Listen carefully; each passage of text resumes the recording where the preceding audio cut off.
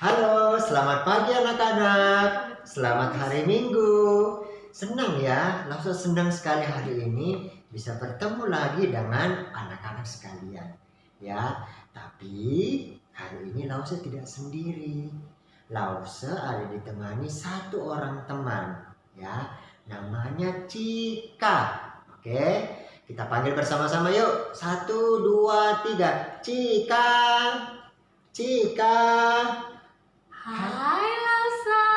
Halo Cika, selamat datang. Hai teman-teman. Ya, jadi ini teman baru kita ya. Cika sekarang kelas berapa ya? Saya sekarang kelas 4. Wah, kelas 4. Wah, berarti kelas besar ya. Oke, yuk kita sama-sama sapa Cika yuk. Kita bilang hai Cika. Selamat datang di sekolah minggu. Ayo, 1, 2, 3. Hai Cika, selamat datang di sekolah minggu. Hai. Lasa, hari ini kita mau dengar cerita apa sih? Nah, hari ini Cika, kita mau sama-sama mendengar cerita tentang Abraham yang taat. Abraham yang dipanggil sama Tuhan itu kan yang punya anak namanya Ishak, istrinya Sarai. Iya Cika, benar. Nah, tapi hari ini kita akan belajar tentang Abraham yang taat sama perintah Tuhan. Ya, nah kita siapkan Alkitabnya sama-sama. Kita buka dari Kejadian pasal 22 ayat 1 sampai 19. Ya, nah sebelum itu Cika, adik-adik kita berdoa dulu sama-sama ya. Yuk, mari kita berdoa sama-sama. Kita berdoa. Tuhan Yesus, terima kasih untuk hari ini ya Tuhan. Terima kasih kesempatan Tuhan berikan kepada kami. Kami boleh beribadah bersama-sama dan kami akan mendengarkan kebenaran firman-Mu. Tuhan kiranya boleh menolong kami supaya kami boleh sungguh-sungguh mengerti firman-Mu. Dan bukan hanya sekedar mengerti, tetapi kami boleh mengaplikasikan, menghidupi firman-Mu ini dalam kehidupan kami sehari-hari. Dalam nama Tuhan Yesus kami berdoa. Amin. Amin ya. Oke ya. Nah, malam sudah larut ya. Jadi hari itu malam sudah sangat larut. Tapi Abraham masih duduk seorang diri dalam kemahnya. Istri dan anak-anaknya sudah tidur.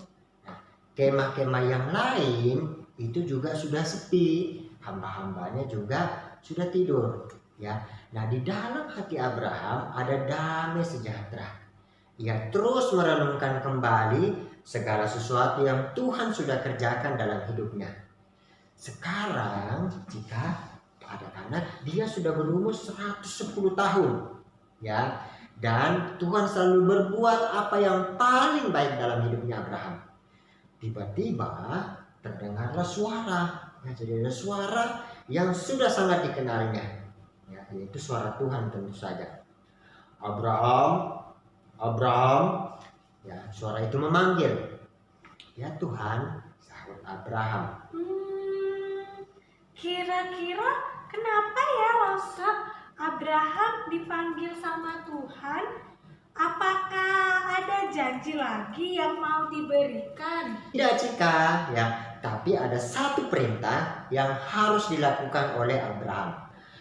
Abraham harus mengambil anaknya, yaitu Ishak, ya, anak yang sangat ia kasihi, untuk dipersembahkan di salah satu tempat yang Tuhan mau tunjukkan sama dia. Hah? Apa? Mempersembahkan anak?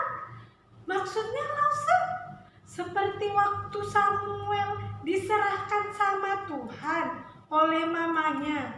Oh bukan Tika, ini seperti korban bakaran, ya, ini kayak lembu, kayak domba yang dipersembahkan sebagai korban bakaran pada waktu itu. Hah? Korban bakaran seperti domba-domba itu Lasa.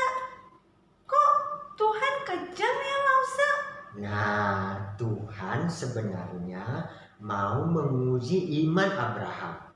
Apakah Abraham sungguh-sungguh taat, sungguh-sungguh mengasihi Tuhan ataukah tidak? Oh,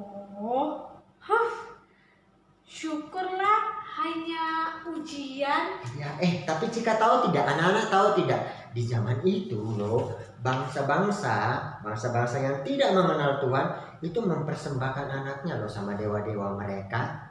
Ya, nah kita lanjut ya. Abraham waktu itu sangat terkejut dan sedih, tentu saja dia sedih sekali ketika mendengar perintah itu. Mungkinkah aku mempersembahkan Ishak?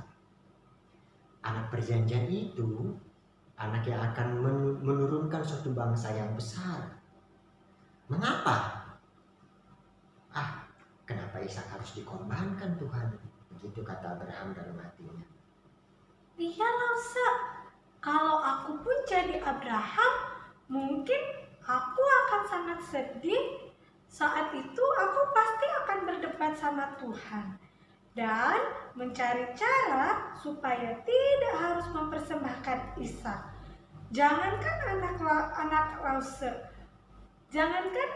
Lause, uang persembahan aja yang dikasih sama mama sering kupakai jajan.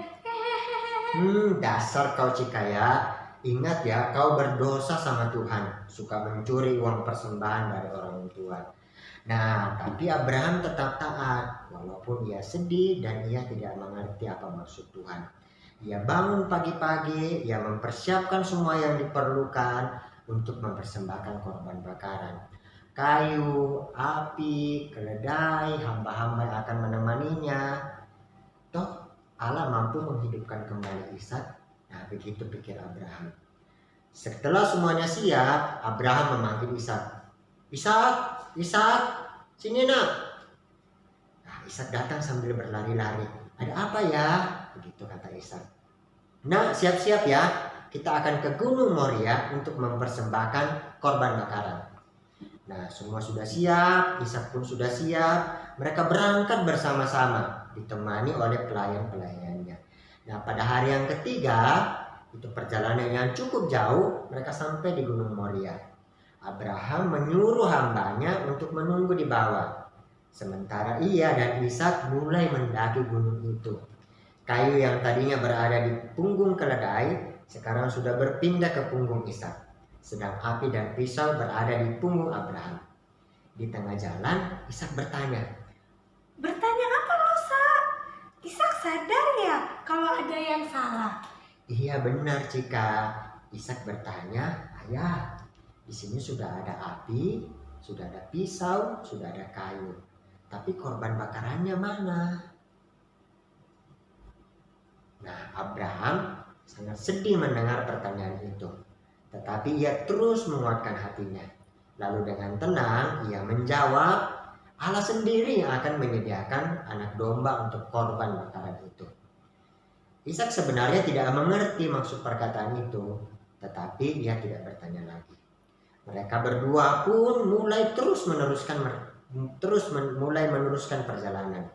Abraham semakin sedih hatinya dan terus berharap semoga Allah berbicara dan mereka tidak perlu meneruskan perjalanan. Tetapi semua diam, semua hening, tidak ada suara dari Allah. Sampai akhirnya mereka sampai di tempat yang dituju. Ya, Abraham menyusun kayu menjadi mezbah, kemudian sementara Ishak pun dalam hatinya terus bertanya-tanya, anak dombanya di mana? Kok tidak ada? Katanya Tuhan mau siapkan, tapi kok belum ada sampai sekarang.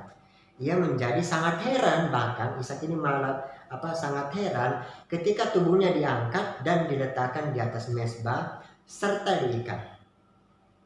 Loh, Ishak gak melawan kita Lause. Dia mau dibunuh loh. Aku aja sering melawan sama mama. Kalau mama suruh aku selalu cari alasan. Jadi pengakuan dosa ya. Tapi nggak boleh loh. Mama pasti sedih. Mama di rumah pasti sedih kalau Cika tidak taat. Iya sih. Pernah Cika dapati mama menangis waktu Cika tidak mau disuruh cuci piring. Iya Lause. Cika juga mau belajar taat. Lanjut dong ceritanya Lause. Ishak sangat mengasihi ayahnya. Karena itu ia diam saja. Abraham mengambil pisau, diangkatnya tepat di atas dada Ishak, ya, dan siap-siap membunuh Ishak. Nah, tiba-tiba suara Tuhan terdengar. Abraham, Abraham, jangan kau apa-apakan anak itu. Karena sekarang sudah kuketahui bahwa engkau sungguh-sungguh takut akan aku dan engkau bersedia menyerahkan anakmu yang satu-satunya itu kepadaku. Nah, begitu kata Tuhan. Allah menunjukkan domba yang tersangkut di semak-semak. Nah, Abraham langsung bergegas mengambil domba itu lalu dipersembahkan kepada Allah sebagai pengganti Ishak. Akhirnya. Nah, hari itu hati Abraham dan Ishak penuh syukur sama Tuhan, penuh hormat sama Tuhan. Baik Abraham maupun Ishak terus bertumbuh pengenalannya akan Tuhan. Abraham menamai tempat itu Allah menyediakan. Ya, Ishak pun akhirnya semakin mengerti bahwa segala sesuatu yang mereka punya pun berasal dari Tuhan. Dan ia tidak perlu khawatir dengan apapun. Nah, sekarang Lausa mau tanya sama Cika sama adik-adik. Ya, Lausa. Ya, kenapa tadi Allah minta Abraham untuk mengorbankan Ishak? Cika, kenapa? Allah ingin menguji ketaatan Abraham, Lausa.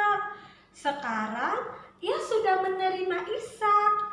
Apakah Allah masih mendapat tempat pertama dalam kehidupan Abraham atau sudah digantikan oleh Ishak, Lausa? Ya, betul ya. Jadi Tuhan mau menguji Abraham, ya. Nah, tapi ingat ya, Abraham diuji oleh Tuhan, bukan digoda oleh Tuhan. Ada yang tahu nggak apa bedanya? Yuk, anak-anak, yuk. Ayo Cika, ayo apa bedanya? Kalau godaan berasal dari keinginan hati kita yang jahat dan dari si iblis. Godaan menyebabkan kita berdosa. Kalau ujian berasal dari Allah. Ujian membuat iman kita makin bertumbuh. Iya, betul. Jadi anak-anak sudah tahu bedanya ya.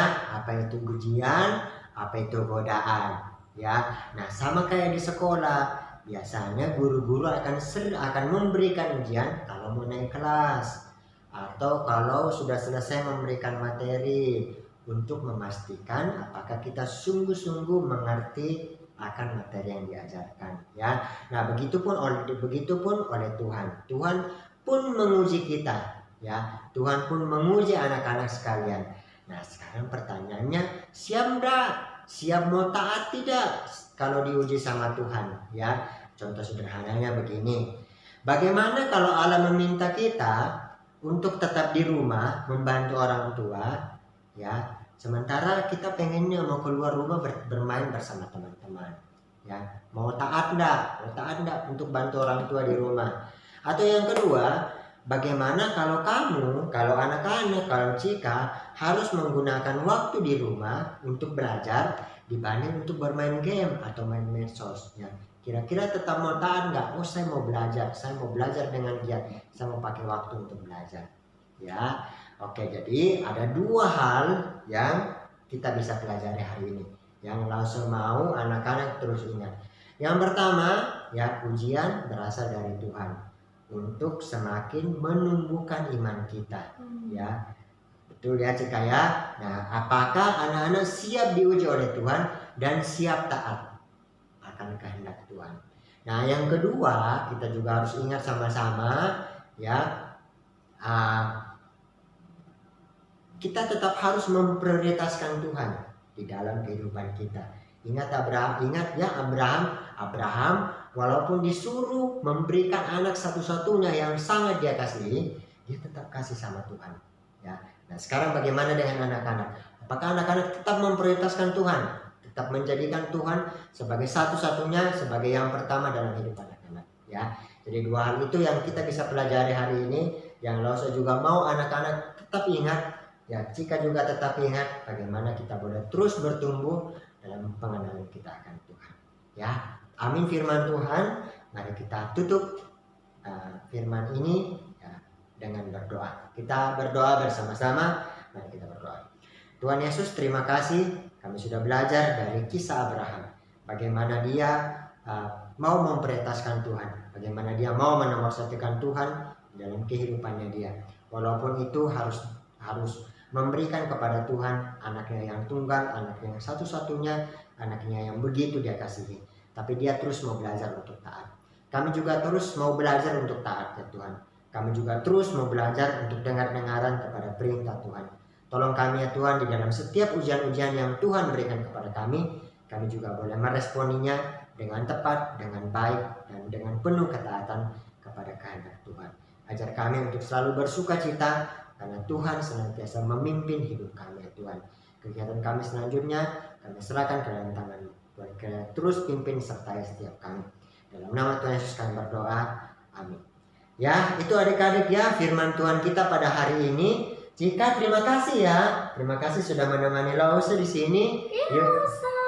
Ya, yuk kita bilang sama-sama ke Cika. Terima kasih Cika. Tuhan Yesus memberkati. Yuk. 1, 2, 3. Terima kasih Cika. Tuhan Yesus memberkati. Sama-sama Lausa. Iya. Sama-sama teman-teman. Iya ya, jadi sekian. Nah, ada satu lagi yang harus kalian kerjakan. Ada ayat hafalan yang tertera di bawah ini. Silakan anak-anak lihat ayat hafalannya, kemudian silakan hafalkan ya. Semoga itu juga terus mendorong anak-anak semua, adik-adik semua untuk tetap taat kepada Tuhan. Yuk, selamat hari Minggu.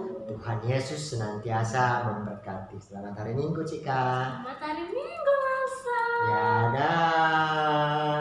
Dadah.